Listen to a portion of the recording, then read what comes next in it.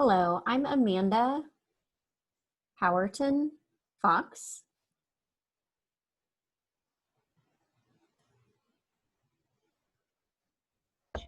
And I am Jodi Falk.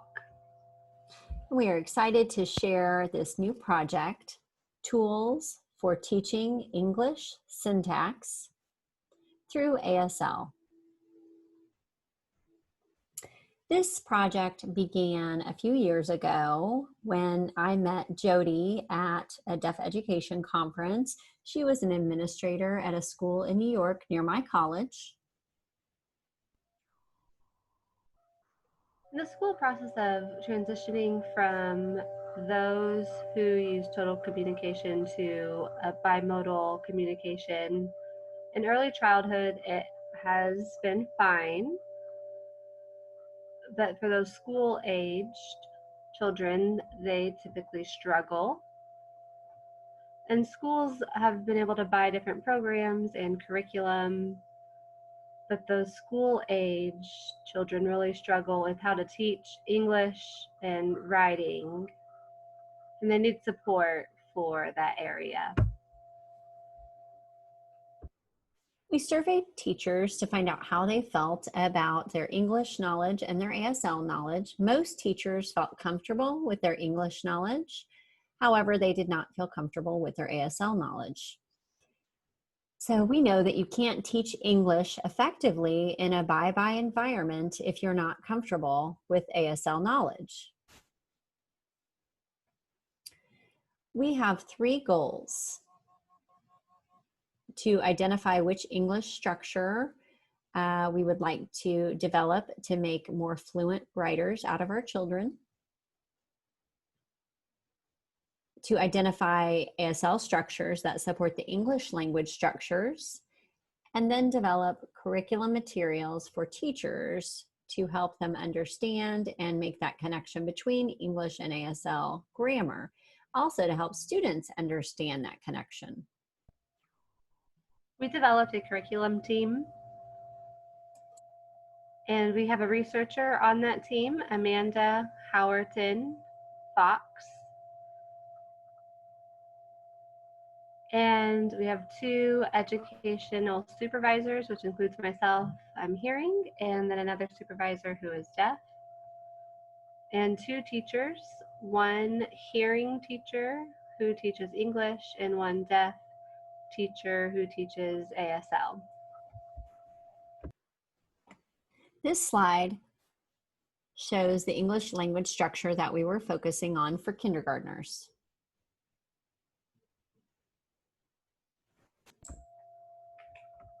And these are our guiding principles for this program. The first one is meaning first. When there's a new structure that's introduced, it should use a concept that the students are familiar with and what it's related to meaning. And then 2 is connect to reading. So during assigned reading or guided reading, the teacher should point out so that way the students can learn the different grammatical structures that they are learning. Number 3, vocabulary and not parts of speech. It's important for students to learn vocabulary, but not just from a list of nouns and verbs and adjectives. The teacher should avoid that because we don't want students just copying words from a list.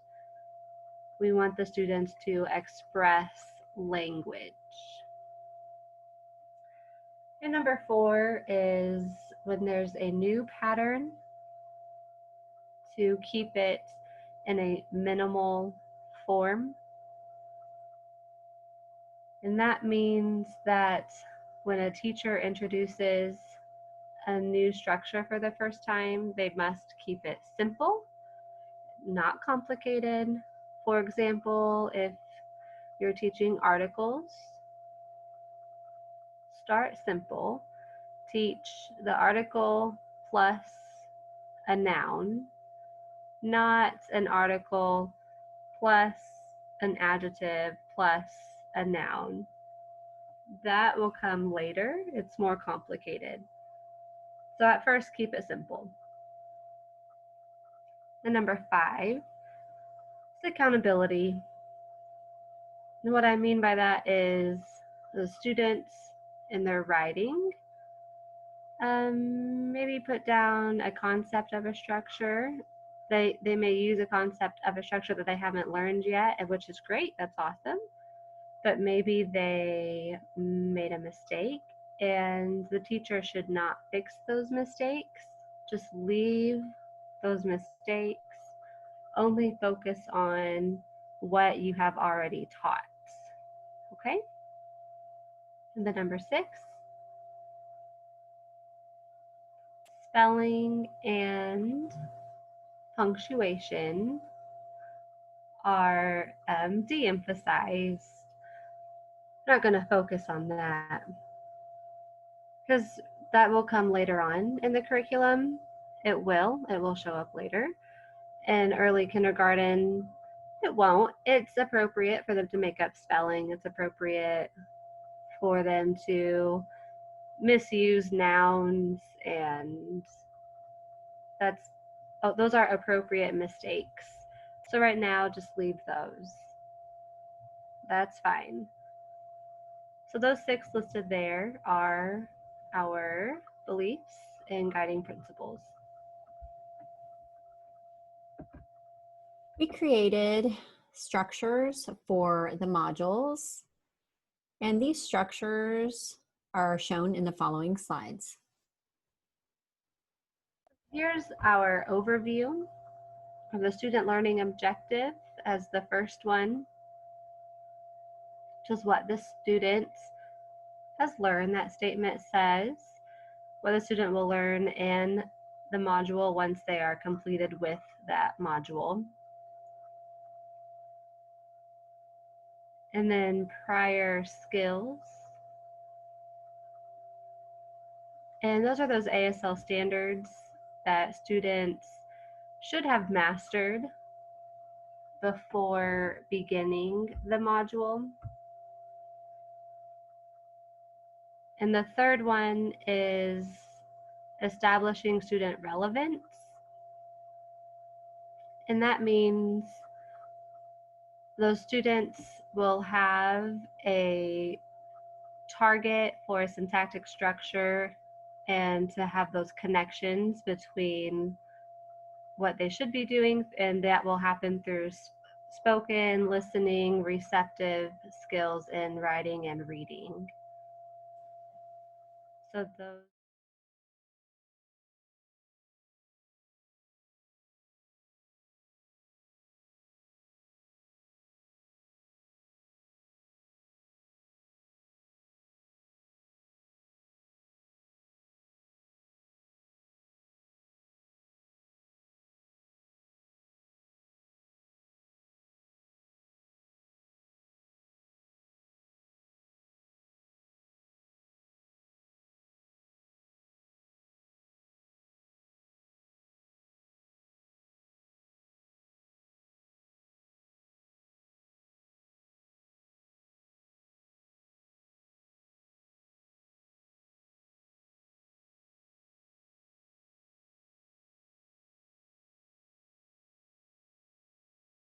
So those are the overview.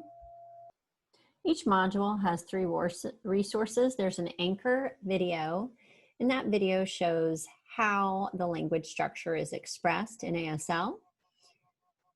Then there's an anchor image, and this image is a poster that you can place around the room for the students to refer to and to recall those language structures.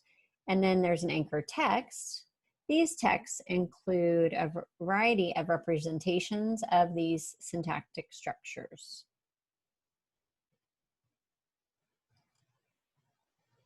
The curricular suggestions are to make that connection to reading. There's a list of appropriate resources for the target structure. And for reading, there's a list of resources that does include English structure as well as ASL structure and how something should be signed and what that module will be focusing on, what the target will be. And there's also a connection to writing with writing lessons and what you're encouraging the students to write down. So the teachers should expect the students and hold them accountable for those expectations in their writing structures and in their writing work.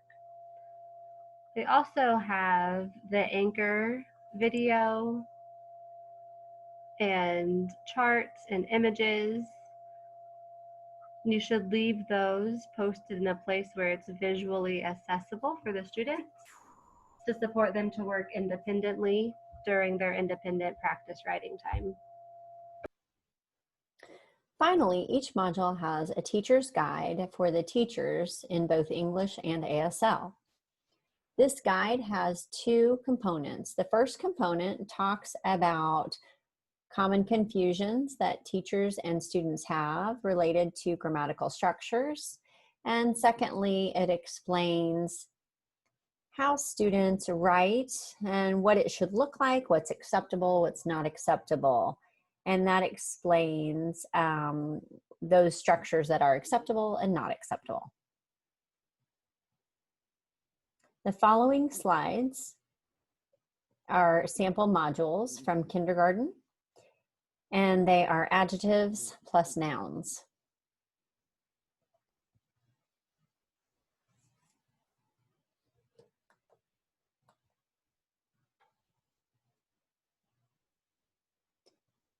Child, a small child, a big child,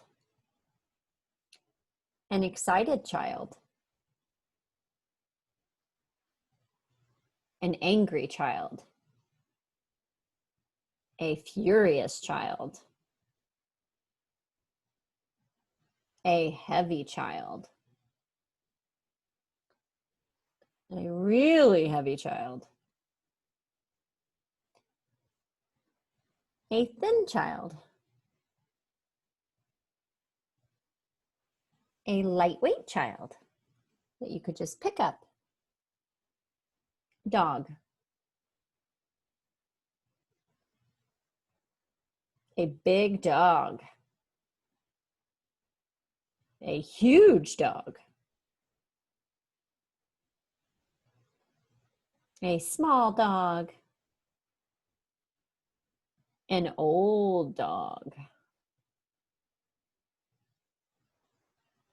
a new little dog that's excited, a fast dog,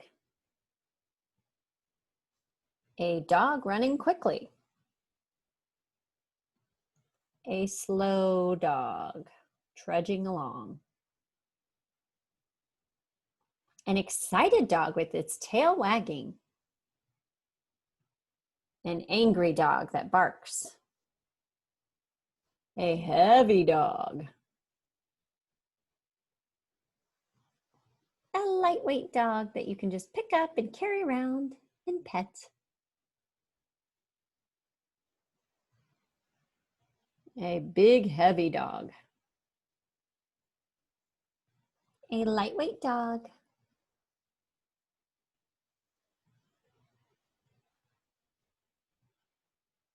a big dog lumbering forward, a little dog scampering forward, a big bus, a little bus, an old bus, an old decrepit bus, a new shiny bus, a speeding bus, a quick bus, A slow, pokey bus.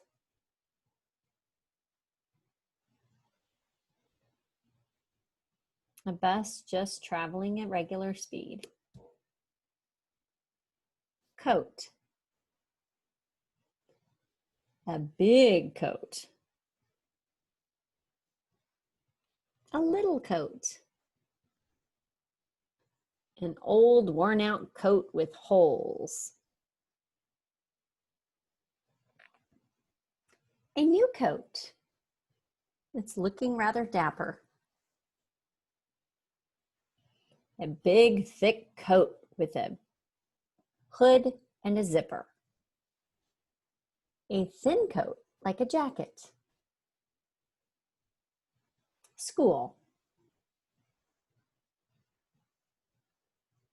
A big school with 2 buildings. A huge school with 2 wings.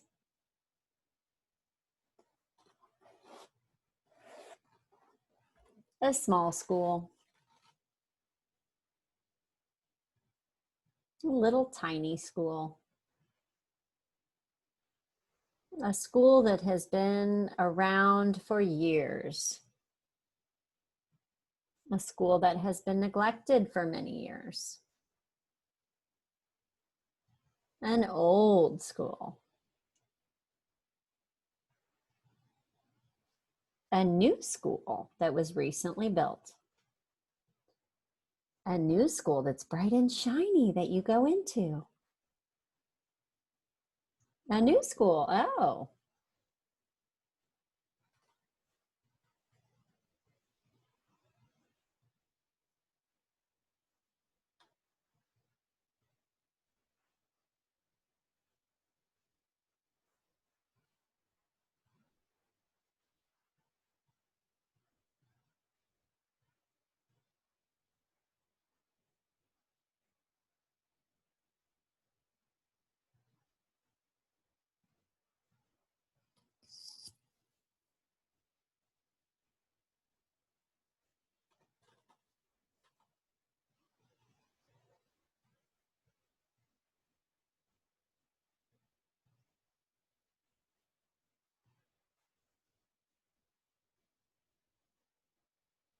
Common confusions, number 1.